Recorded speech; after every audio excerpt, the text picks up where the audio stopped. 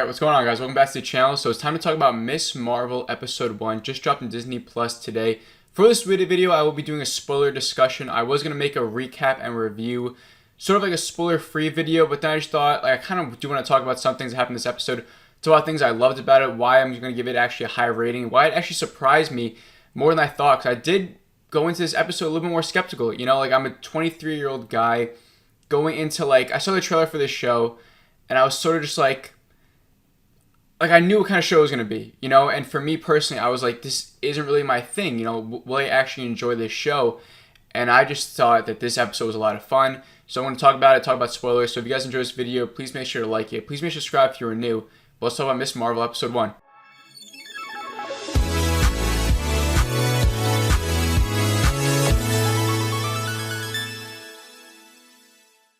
Alright, so starting from the beginning, and this sort of envelopes the whole episode as a whole, I think it was just a terrifically well-made episode. I think the directing, the editing, the acting, even the pacing was a lot of fun.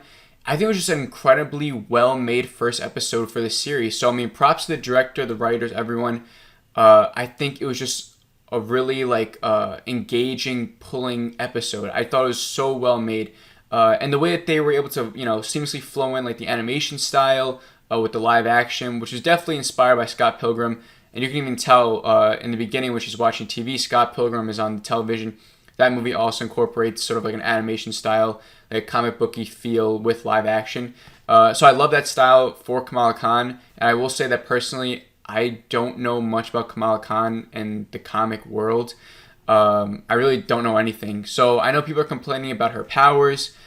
In this episode, as we see later on, she does have the wristband from her grandmother, and that is what gives her the powers instead of it being like a Mr. Fantastic stretchy powers, which I know is what she has in the comics. So, I mean, me personally, because I'm not that big of a fan of the comic book character, I could care less about the comic accuracy for her with those powers. And I think from what I saw so far with this first episode, I thought it was fine. But that's my own personal take on it. I also thought the personality of all these characters were really cool, really fun to just watch, like seeing how she interacts with her parents, the relationship with them that she has with them, as they're sort of like strict but also like just looking out for her, and her sort of combating that as a rebellious sort of like young teen who's just, you know, this is just the stage in her life where every teen's sort of rebellious.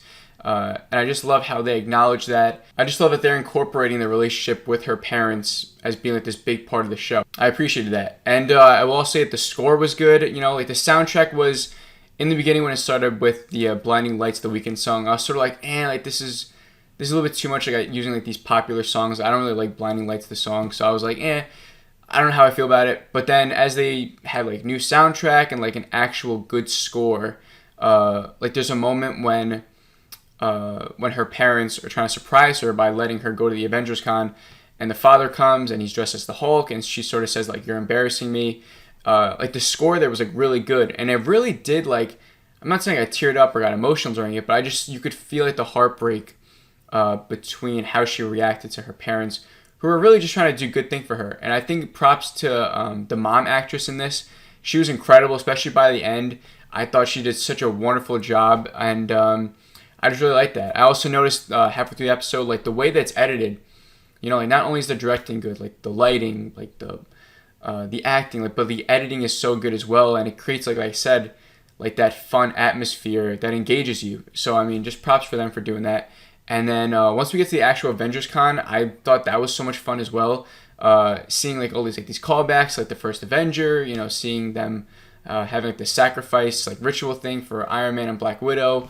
Like a mural for them, and then seeing like all these different games and the cosplay thing. Like I thought it was just fun, you know, and like just to think about like in this Avengers world, like these heroes are actually seen as like heroes, you know. It's like they're not just like comic book characters for them, like they're real world heroes in this world. So I thought that was a lot of fun. And then towards the end now, we get to see her actually use her powers as she puts on her grandmother's wristband.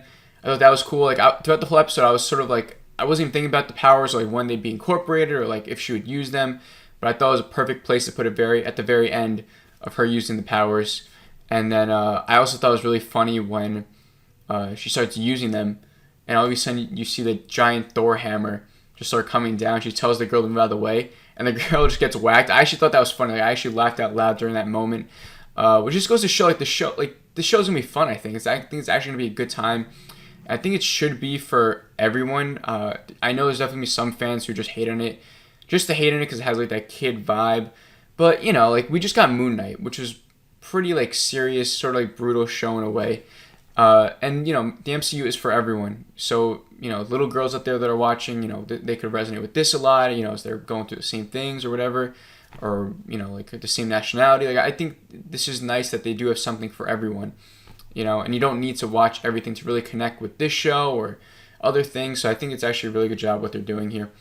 And then, like I said, when she goes back to her house and she gets caught by her mom, I thought this is where I noticed the good acting from the mother.